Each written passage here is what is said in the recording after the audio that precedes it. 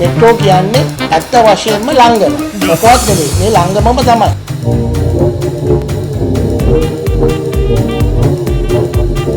බොරුවට ජනතාව රවට්ටනවා මෙට්‍රෝ කියලා.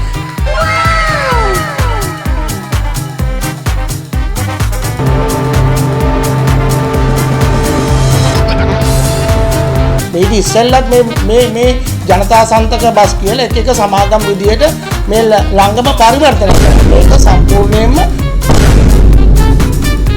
ඔයගේ සුනාමිය කාලෙත් මේ වගේ නවීන පන්නේ බසක 100ක් දුන්නා ජපානයේ.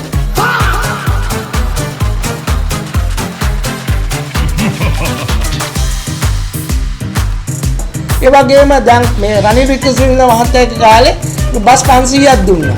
දැන් ඒවට මොනවද වෙලා තියෙන්නේ?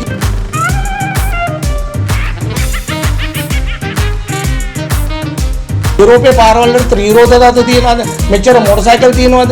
මේ වෙලාවට යන්න පුළුවන්ද? In June 2025, the Chief Minister of Tamil Nadu inaugurated 120 electric buses. And this year, MTC is expected to have 1,250 e-buses running.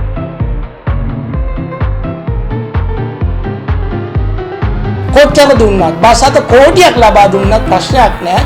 මොකද ලංගම කියන්නේ කාබාසිනී ස්ථානයක්.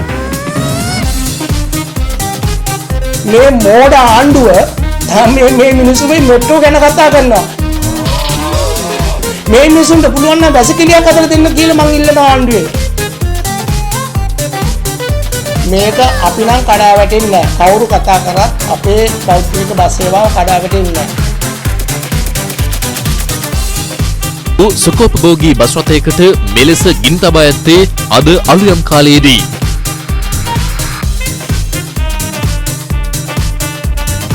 ආණ්ඩුවට උමනාව තියෙනවා පෞද්ගලික බස් කර්මාන්තකරුවන්ගේ කලි ගන්න. මෙම ගිනි තැබීම පෞද්ගලික හේතුවක් මත සිදු කර ඇති බවට සැකපළ කරන බවයි